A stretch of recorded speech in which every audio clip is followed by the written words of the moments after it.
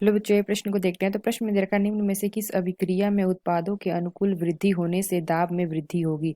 यहाँ चार अभिक्रिया दे रखा है, यहाँ चार विकल्प दे रखा है, A B C D। तो यहाँ पे हमें चार अभिक्रियाएं दे रखी हैं, तो हमें बताना है कि अभिक्रिया में उत्पादों के अनुकूल वृद्धि होने से दाब में वृद्धि होगी। आइए मुख्य अवधारणा की चर्चा करते हैं। मुख्य अवधारणा। तो प्रश्न में क्या दे रखा है, अभिक्रिया में उत्पादों में अनुकूल वृद्धि होने से दाब में वृद्धि होगी। तो यहाँ पे हम देखें तो अभिक्रिया में मोलों की संख्या में कमी इसे उच्च दाब पर अनुकूल बनाती है। तो यहाँ पे अगर हम देखें कि अभिक्रिया में क्या दे रखी है, तो पहले अभिक्रिया में दे रखी है N2 प्लस O2, और ये हमारा क्या बना ले रहा है, 2 मोल N। यहाँ पे अगर हम दाब बढ़ाते हैं तो मोलों की संख्या में कमी होती है। तो अगर हम यहाँ पे देखें तो ये हमारा क्या आ जाएगा, यहाँ पे उत्पाद हमारा कितना दे रखा है, 2। तो ये हमारा आ जाएगा 2 माइनस, और ये 1 प्लस 1, तो यहाँ आ जाएगा हमारा 0।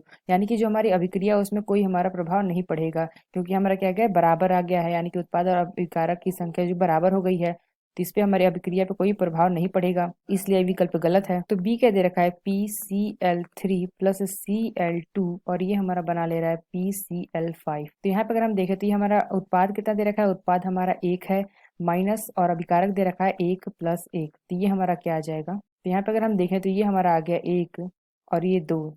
तो जो हमारा 1 होगा ये हमारा क्या होगा, 1 लेस देन होगा 2 के। यानी जो अभिक्रिया होगी ये हमारी क्या होगी, अग्र दिशा में होगी। यानी कि जो हमारी अभिक्रिया होगी ये हमारी अग्र दिशा में होगी। यानी हम कह सकते हैं कि ये हमारी अभिक्रिया क्या अग्र दिशा में हो रही है। यानी कि हम कह सकते हैं जो हमारा बी विकल्प है यह विकल्प हमारा सही होगा। अगर उत्पाद में अनुकूल वृद्धि होने से दाब में भी वृद्धि होगी, यानी जो हमारा बी विकल्प है यह विकल्प हमारा सही होगा। तो सी क्या दे रखा है, तो सी हमें दे रखा है अभिक्रिया PCl5, और ये हमारा क्या बना ले रहा है, ये हमारा बना ले रहा है PCl3 प्लस Cl2। तो यहाँ पर अगर हम देखें तो हम उत्पाद कितना दे रखा है, 1 प्लस 1, और माइनस ये हमारा क्या, और ये हमारा उत्पाद हो गया, और अभिकारक हमारा कितना हो गया, अभिकारक हमारा हो जाएगा 1।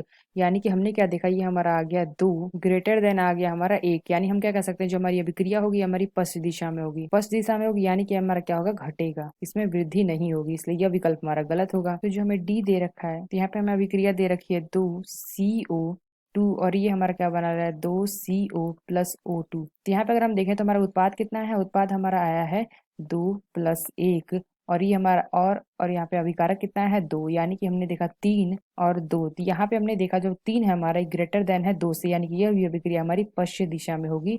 यानी कि पश्चिम दिशा में होगी, यानी क्या होगा, घटेगा, इसमें भी वृद्धि नहीं होगी, इसलिए हम कह सकते हैं कि यह विकल्प भी हमारा गलत होगा।